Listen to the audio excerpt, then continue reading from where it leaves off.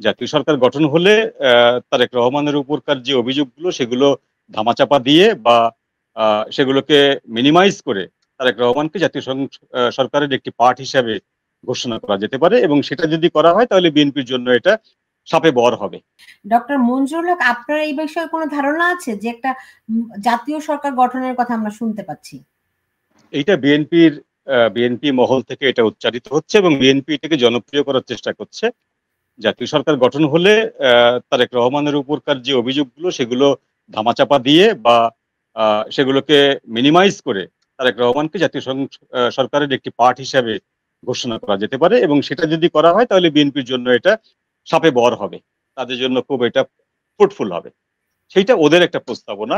এই প্রস্তাবনা জামাতের সায়েও আছে, আবার সায় নেইও। আর এই প্রস্তাবনা সরকারের জন্য আবার বুমেরাং। জাতীয় সরকার গঠিত হলে ইউনূস সরকারের ক্রেডিবিলিটি নষ্ট হয়ে যায়, শেষ হয়ে যায়, ওইটি আর থাকে না।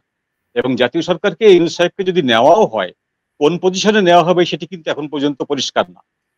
তাকে সরকারের প্রধান হিসাবে নেওয়া হবে না একজন সদস্য হিসাবে নেওয়া হবে সেটি কিন্তু বিএনপি পরিষ্কার করেনি। সুতরাং ওই জায়গাটা একটি দ্বন্দ্বজাল রয়ে গেছে। জাতীয় সরকারের ইস্যুটা বিএনপি আরো কিছুদিন হয়তো মাঠে নার্সিং করবে।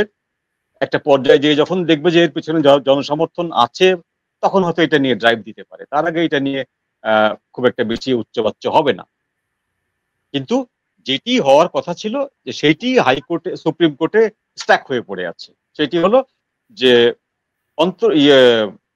তত্ত্বাবধায়ক সরকারের যে রূপরেখা সেইটিকে রিট করে ফিরিয়ে আনা হবে। ফিরিয়ে আনার পরে তত্ত্বাবধায়ক সরকার যে শেখ হাসিনা আমলে ব্যান ছিল সেটি আর ব্যান থাকবে না, তত্ত্বাবধায়ক সরকার পুনরায় গঠিত হতে পারে।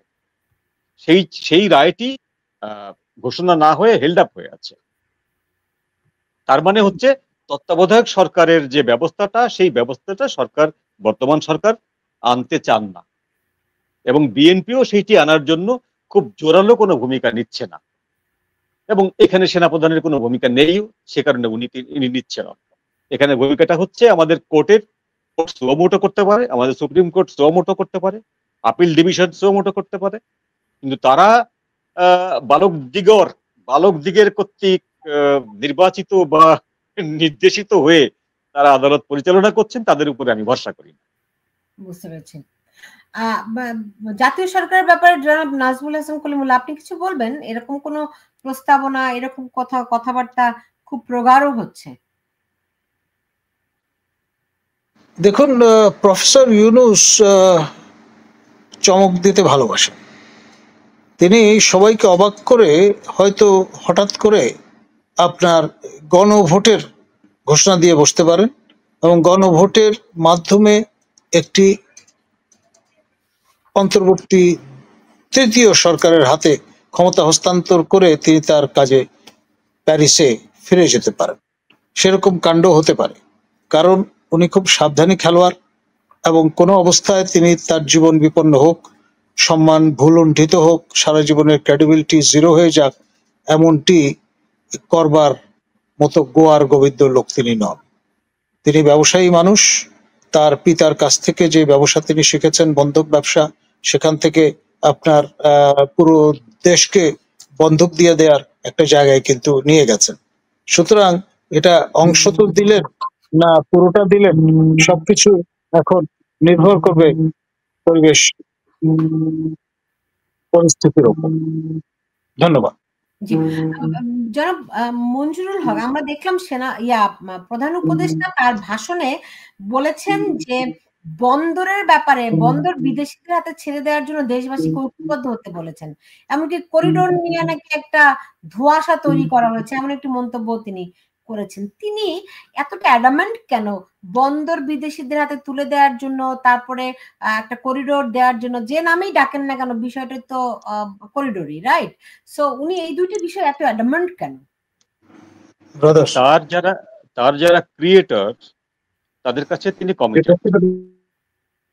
জি, তাদের কাছে তিনি কমিটেড যে তিনি কি দেবেন। যেমন ধরুন যে তিনি চীনে গেলেন, চীনে যে কমিটমেন্ট করে এসেছিলেন যে আপনারা 7 সিস্টার একটা ল্যান্ডলক জোন, আপনারা এখানে এসে, আপনারা চট্টগ্রামে এসে যত খুশি আপনাদের জায়গা নিন, আপনারা এখানে ব্যবসা করুন, আমরা গার্ডিয়ান অফ দ্য ওশান। হ্যাঁ, তো চীনকে উনি আহ্বান করেছিলেন সেখানে আসুন, আপনারা লালমনিরহাটে আমাদের একটি পরিত্যক্ত এয়ার স্ট্রিপ আছে, আপনারা সেটা রিনোভেশন করে সেখানে আপনারা বিমান টিমান রাখতে পারেন, সেইটি আপনাদের স্ট্র্যাটেজিক একটা পয়েন্ট হবে। আপনারা মংলা পোর্ট আধুনিকায়ন করতে পারেন, আপনারা বাংলাদেশে ইনভেস্ট করতে পারেন এবং সেই ইনভেস্টগুলো সব প্রফিটেবল হবে। ইনি প্রপোজাল দিয়ে এসেছিলেন, উনি জাপানকে প্রপোজাল দিয়ে এসেছেন। তো সেই তিনি যখন তার যারা ক্রিয়েটর তাদেরকে যখন তিনি কমিটমেন্ট করে এসেছিলেন যে আমি এই দুটো জিনিস অবশ্যই দেব, তার একটি হচ্ছে কোনো একটি জায়গায় চট্টগ্রামের বাফার জোনের কোনো একটি জায়গায় আমি একটি ঘাঁটি করতে দেব, সেটি টেকনাফে হতে পারে, সেটি সেন্ট মার্টিনে হতে পারে, সেটি আমাদের শিলখালিতে হতে পারে, কক্সবাজারে হতে পারে। এটি ঘাঁটি দেব এবং চট্টগ্রাম পোর্টকে আমরা পরিচালনার জন্য একটি মাল্টিন্যাশনাল কোম্পানির কাছে দেব, যে কোম্পানিটা আপনাদের প্রফিটেবল। এখন এরকম পোর্ট কিন্তু বিভিন্ন কোম্পানিকে লিজ দেওয়া বিভিন্ন দেশের সিস্টেম আছে, বিভিন্ন দেশ এটা দিয়ে থাকে। আমরা যদি রেফারেন্স দেখি যে কোরিয়া থেকে শুরু করে এই এন্টার যে এশিয়ান, পূর্ব এশিয়া, এশিয়ার যে বেল্ট, এখানে অনেক দেশই নিজেদের পোর্ট বিদেশি বিভিন্ন এক্সপার্ট যারা হ্যান্ডেলার তাদেরকে দিয়ে হ্যান্ডেল করায়, আছে এরকম। কিন্তু উনি যে স্বপ্নটি দেখাচ্ছেন সেইটি হচ্ছে অলীক স্বপ্ন। উনি বলছেন যে এই হ্যান্ডেলারদের সাথে বাংলাদেশের যারা লোকজন আছে তারা এই কাজটা ভালো করে শিখে নেবে, শিখে নেওয়ার পরে আজ থেকে 10 বছর পরে বাংলাদেশের এই লোকগুলো বিশ্বের অনেক জায়গায় পোর্ট হ্যান্ডেল করবে। পোর্ট হ্যান্ডেল করে আপনাদের কোটি কোটি ডলার আমাদের ইনকাম হবে। এই জিনিসগুলো হচ্ছে অলীক স্বপ্ন, জাস্ট অলীক স্বপ্ন এগুলো, ফর নাথিং এই কথাগুলো বলা। কারণটা হচ্ছে যে আমরা অনেক কিছু করে অনেক কিছু করতে পারি, কিন্তু কতগুলো লিমিটেশন আছে আমাদের, তাই না?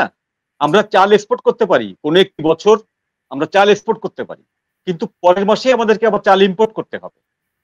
আমরা আইটি এক্সপোর্ট করার মতন অবস্থায় নাই।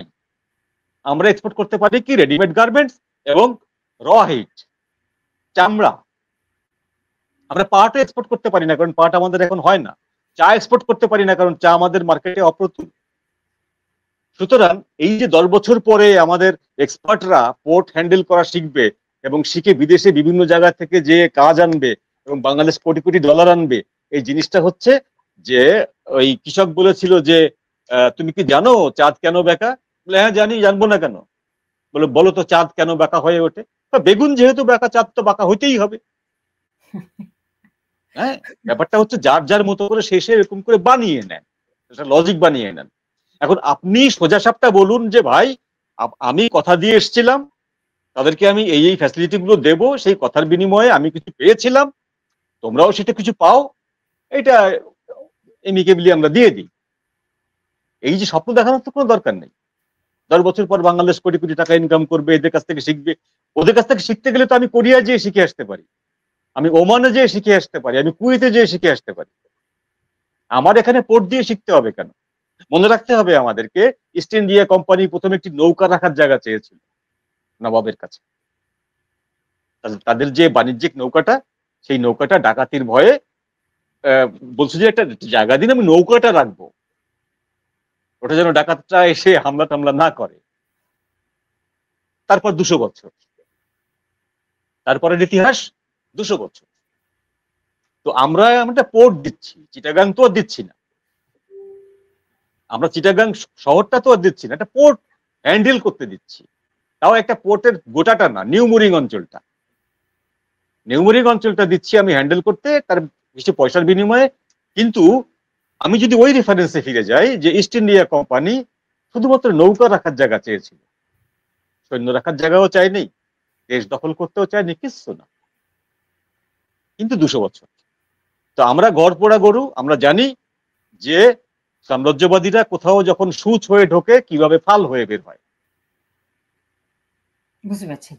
আমরা জানি তালেবান থেকে যখন মার্কিন সাম্রাজ্যবাদ যখন পাত্তালি গুটায় চলে যায়, বাংলাদেশের বহু মানুষ হাততালি দিচ্ছিল মার্কিন সৈন্যদের চলে যাওয়া দেখে, খুশি। বাঙালি তো অল্পে খুশি হয়, চলে যাওয়া দেখে খুশি হচ্ছিল। কেন আমেরিকানরা এত কোটি কোটি টাকার ডলারের আর্মস গুলো ফেলে যাচ্ছে, ট্যাঙ্ক, সাজোয়া যান, মিসাইল, তারপরে এয়ার ডিফেন্স সিস্টেম সব ফেলে যাচ্ছে কেন? বাঙালি ওই জিনিসটা বোঝেনি, আমরা বুঝিনি ওই জিনিসটা, যে মার্কিন সাম্রাজ্যবাদ ওগুলো ফেলে যাচ্ছে না, ওগুলো ডিপ্লয় করে যাচ্ছে। আজকে ডোনাল্ড ট্রাম্প ক্ষমতায় এসে ওদের সর্ব উত্তরের যে এয়ারপোর্টটি ওটা দখল করে নিয়েছেন, কেউ জানে না, আমাদের মিডিয়ায় এই খবর ছাপাও হয়নি, কারণ ওই জায়গা থেকে চীনের সমস্ত চীনটা কাভার করে আমেরিকান মিসাইল গুলো, ক্রুড মিসাইল। এবং ওই যে সরঞ্জামগুলো ফেলে গেছিল তারা 2020 সালে, সেই সরঞ্জামগুলো এখন আমেরিকা নতুন করে এসে মালিকানা দাবি করছে, আমাদের ওগুলো আস্তে আস্তে ফেরত দাও, ওগুলো ফেরত দিলে তোমাদেরকে যে ডলারগুলো আমাদের কাছে গচ্ছিত আছে আমরা সেগুলো তোমাদের কাছে কাছে ফেরত দেব। তালেবান সরকার বাধ্য হয়ে তাদেরকে ফেরত দিচ্ছে এবং আমেরিকান সোলজাররা এখন without any passport, without any visa যখন খুশি আফগানিস্তানে এসে নামছে। এটা কিসের বলে হচ্ছে? আমরা কি চিটাগাং পোর্টটাকে সেইভাবে করব? যখন খুশি আমেরিকান মেরিন এসে নামবে, যখন খুশি আমেরিকান এয়ারফোর্স এসে নামবে, ভালোই তো, আমাদের টাকা আসছে, তাহলে আমরা ফিলিপিন হয়ে যাই, আমাদের 12 বছরের মেয়েগুলো প্রস্টিটিউশনে নাম লেখাবে। অনেকে বলে যে ফিলিপাইন দিয়েছে, দক্ষিণ কোরিয়া দিয়েছে, আমরা দিলে ক্ষতি কি? কোনো ক্ষতি নেই, খালি ফিলিপাইনের সোসাইটিটা দেখে আসুন আপনারা, যে ফিলিপিনের শতকরা কত ভাগ মেয়ে তারা বাড়িতে থাকতে পারে, তারা বাপ মায়ের সঙ্গে থাকতে পারে। এগুলো খুব টেরিফিক, এগুলো খুবই টেরিফিক। যারা এই কথাগুলো বলেন যে সিম্পল পোর্ট দেওয়া হচ্ছে, এরা আসলে মানে আমার কাছে যেটা মনে হয় তারা হিস্ট্রি সম্পর্কে একেবারেই অজ্ঞ, এবং আপকামিং হিস্ট্রি যেটা, আপকামিং যে ঘটনাগুলো ঘটবে সেই ঘটনাগুলো সম্পর্কে প্রিডিকশন করতেও তারা ব্যর্থ।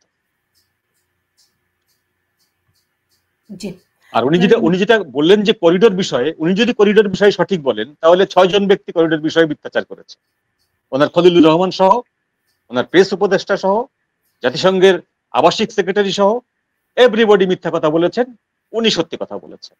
আর যদি তারা যদি সত্যি কথা বলে থাকেন তাহলে উনি মিথ্যা কথা বলেছেন।